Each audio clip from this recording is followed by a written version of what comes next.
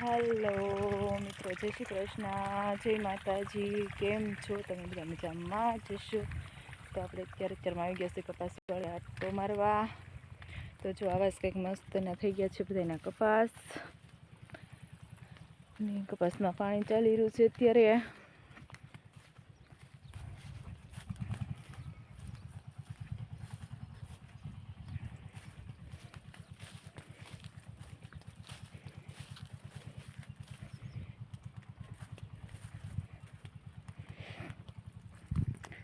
અને આજે થોડા વાદળા પણ થઈ ગયા છે, એટલે મહારાજ કદાચ જો આવી જાય તો, કારણ કે આજે અત્યારમાંથી થોડાક વાદળા છે, વરસાદ વાતાવરણ થઈ ગયું છે.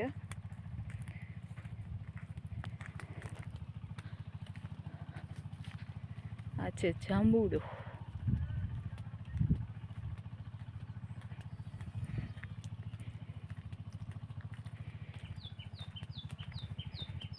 આ છે મારી બાજુવાળાની વાડી.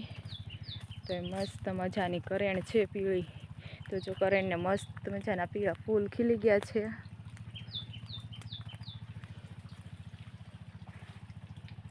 એમાં આવા દોડવા આવતા હોય છે. અને આ છે વ્હાઈટ કલરની કરેણ, એને પણ મસ્ત ફૂલ ખીલી ગયા છે. અને આ છે ગુલાબી કલરની કરેણ, એને પણ મસ્ત ફૂલ ખીલી ગયા છે. જો 3 કલરની કરેણ આવતી હોય છે, પીળી, વ્હાઈટ અને ગુલાબી. અને આ છે ઉમરો. આ ઉમરો એટલા માટે વાવતા હોય છે કે આમાં જે પેપડી આવે ને એ પક્ષીઓ ખાય. જ્યારે પક્ષીઓને કંઈ ખાવા ન હોય ને ત્યારે આમાં જે પેપડી આવે એ પક્ષીઓ ખાતા હોય છે, એટલા માટે ઉમરો વાવતા હોય છે. અને આ છે નાળિયેરી. આ છે દાડમડી. આ છે કેળ. તો મસ્ત મજાના વાડીએ બધા વૃક્ષો વાવેલા છે. આ છે લીંબુડી. આ છે સરગવો. તો વાડીમાં આવા વૃક્ષો હોય એટલે મસ્ત વાડીનો દેખાવ આવતો હોય છે. અને આ છે કૂવો. કૂવો પણ જો અડધો ભરાઈ ગયો છે.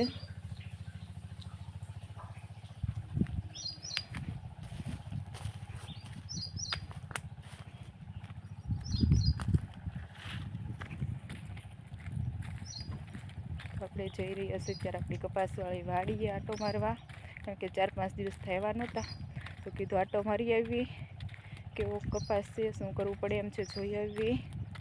તો આપણે આવી ગયા વાડીએ આટો મારવા. અને આજે વાદળા પણ ઘાટા થઈ ગયા છે. જો મારા દયા કરી જાય તો એક સારું. હમણાં તો તમારે ત્યાં વાતાવરણ કેવું છે એ કોમેન્ટ કરીને કહેજો. અને આ છે લીલું ઘાસ, ઢોરને ખવડાવવા માટેનું. આ વાઢીને ખવડાવે એટલે પાછો વાઢ આવી જાય, એટલે ઢોરને ખવડાવવા માટે વાવેલું છે ઘાસ.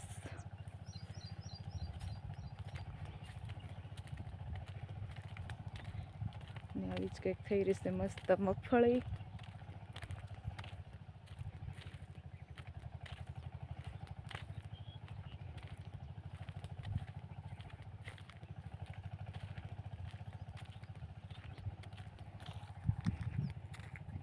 નવા બ્લોગ જોવા માટે આપણી ચેનલને લાઈક કરજો, શેર કરજો અને સબસ્ક્રાઈબ કરજો. કાલે મળશે નવા બ્લોગમાં. Bye bye.